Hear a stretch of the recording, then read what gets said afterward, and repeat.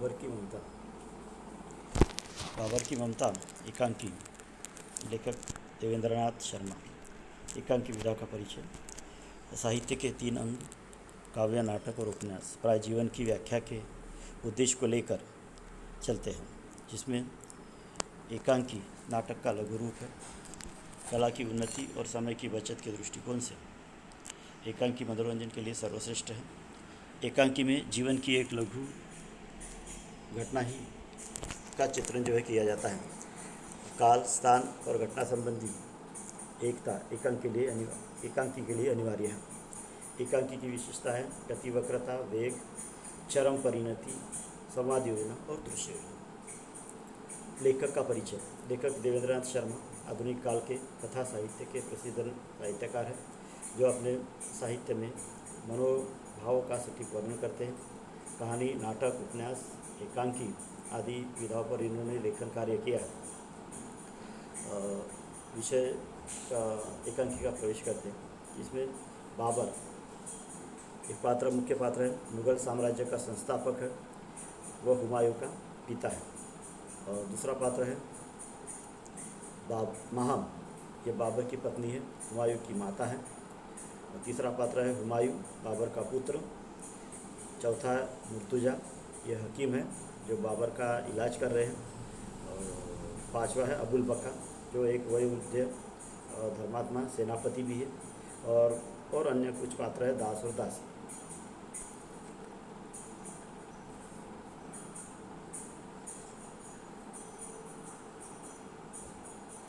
एकांकी का सारांश इस प्रकार लेते हैं कि आगरे का चारबाग का क्षेत्र है, जिसमें बाबर का अत्यंत सुंदर विशाल राजभवन है।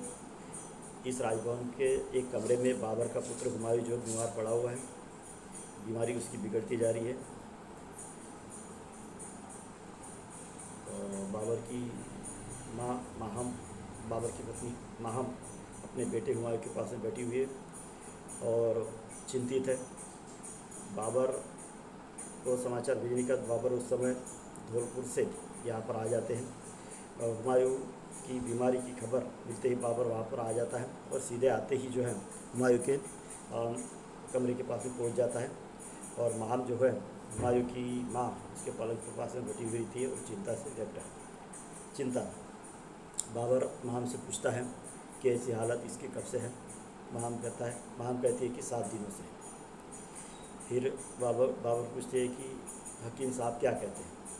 तो माहम कहती है कि कुछ साफ नहीं कहते, लेकिन ऐसा लगता है जैसे भीतर ही भीतर वह घबराए हुए हैं। थोड़ी देर हुई, दवा देकर वह बाहर गए हुए। माहम बेटी की हालत देखकर सोचने लगती है।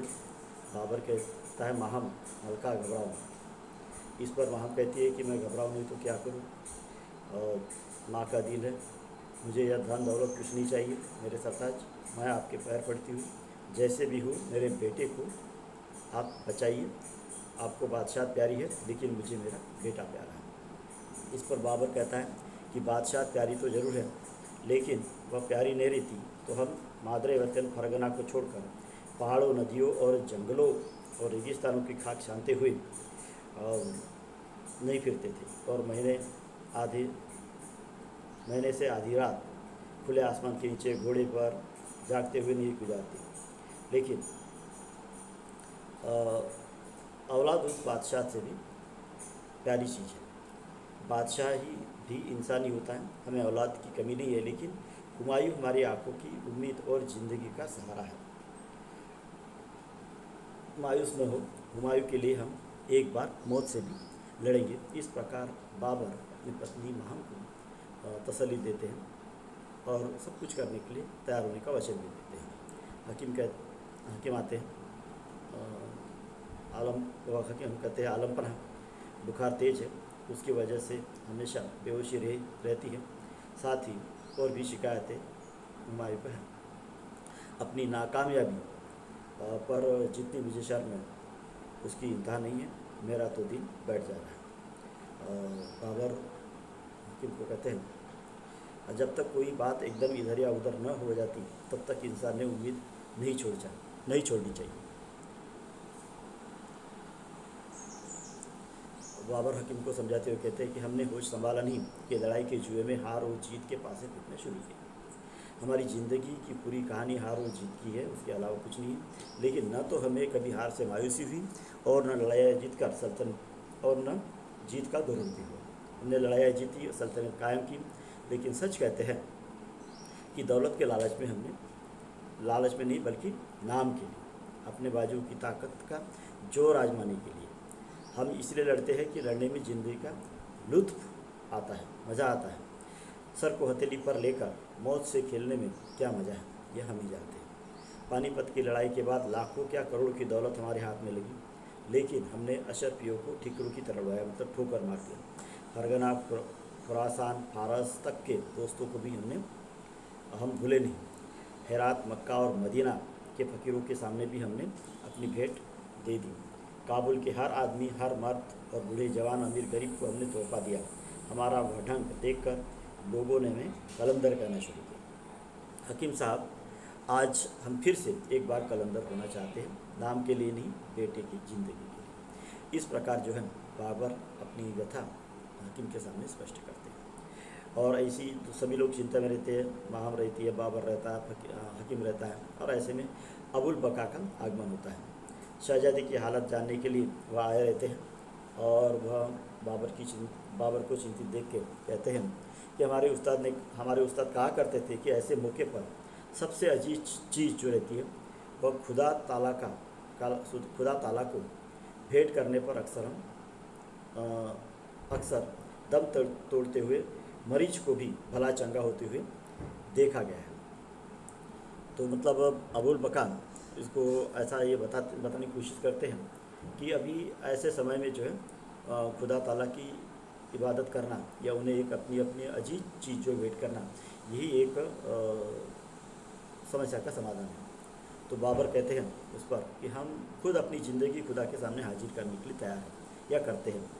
और इस प्रकार वह निश्चय कर लेता है और उसके लिए तैयार भी होता है और खुदा की इबादत करना शुरू कर देता है। अपना वचन खुदा के सामने स्पष्ट कर देता है, और या खुदा परवरदिगार, तेरी मेहरबानी से मैंने एक से एक मुश्किलों पर फतह की है और हर गाड़े वक्त में तुमने हमारी मदद भी की है।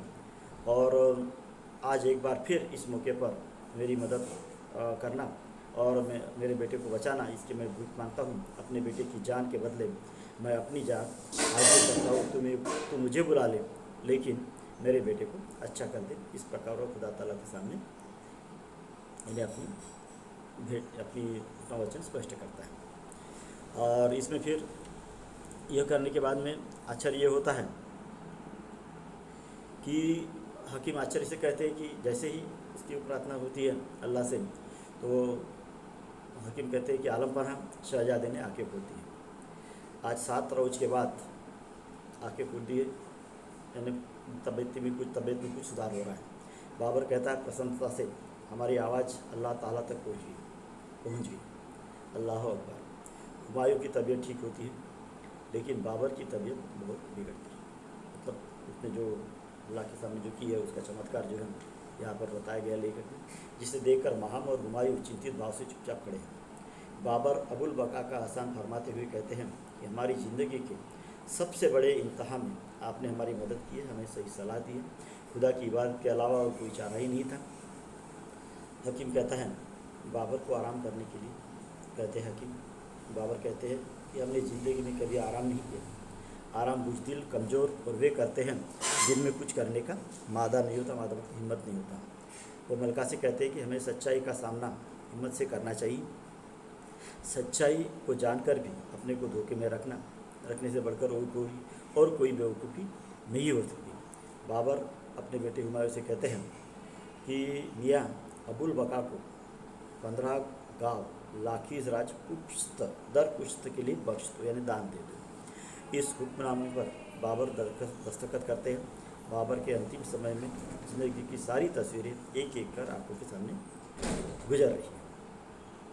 और फिर बाबर जो है कहते हैं कि उसके आंखों के सामने एक एक तस्वीर आती है। लड़ाई के युद्ध की घटनाएं बताता है, जिसमें एक महत्वपूर्ण प्रसंग बताता है। राजपूतों के ज़माने में बाबर कहते हैं हिंदुस्तान बड़ा बुलंद मुल्क है, राजपूतों के लिए हमारे दिल में बड़ी इज्जत है। वे दिलेर और बहादुर हैं। किसी को मारना और मारना उनसे सीखा जा सकता है। बाबर अंतिम समय अपने बेटे को बुलाकर कहते हैं कि हमने हिंदुस्तान को फतह किया, हुकूमत की बुनियाद भी डाली, मगर सल्तनत की ऊंची इमारत तैयार करने के पहले ही हमें जाना पड़ रहा है।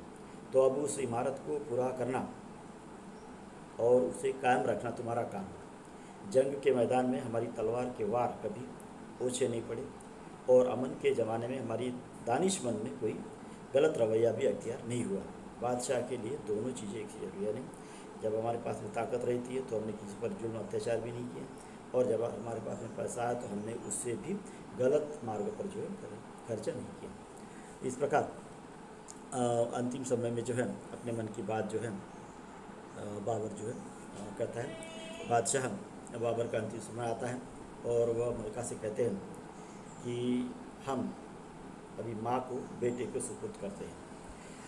बाबर का बेटे को सबक है, बताते उसे, आज से इस मुल्क या इस सल्तनत के तुम मालिक हो, तुम नेक और आज़ाद ख्याल हो, अपने भाइयों और बहनों को मोहब्बत की नज़र से देखना, उनसे कोई गलती भी हो तो उन्हें माफ़ करना। इस प्रकार की सीख या सबक अपने बेटे को देते हैं। और बाबर सिपाह सालार को भी एक आदेश देते हैं कि हम अभी कुछ कर रहे हैं, हमारे बाद शहजादा हुमायूं हिंदुस्तान के बादशाह होंगे। आप सबों ने हमें जिस तरह मदद की है उसी प्रकार इन्हें भी मदद करना। और अपने बेटों को बताता है कि बेटा, यहाँ जितने हैं सबों का साथ पकड़े रहना, सबों की परवरिश करना, और हाँ, हमारी आखिरी ख्वाहिश हमें यहाँ न दफना कर काबुल की मिट्टी में दफनाना। हम यहाँ यह हमारा आखिरी हुक्म है, यह हमारी ख्वाहिश है। सब तुम सब आबाद रहो, खुश रहो। अब विदा करके अल्लाह अकबर करके बादशाह अपना अंतिम सांस छोड़ता है। पुत्र को जीवन देकर पिता मृत्यु का वरण कर लेता है। एकांकी का उद्देश्य है कि माता के समान पिता भी अपने पुत्र से प्रेम करता है। पुत्र के लिए पिता अपना राजपाट, धन, संपत्ति, यहाँ तक कि अपनी जान भी न्यौछावर करता है। यह बाबर का हुमायूं के प्रति पुत्र प्रेम द्वारा सिद्ध किया गया है। कहानी का संदेश, पिता पुत्र के लिए अपना जीवन भी कुर्बान करता है, उसी प्रकार पुत्र भी पिता की आज्ञा मानकर पिता की इच्छा पूरी करना या अपना कर्तव्य निभाता है या निभाना चाहिए। यह एक संदेश जो है यहाँ पर इन्होंने दिया है।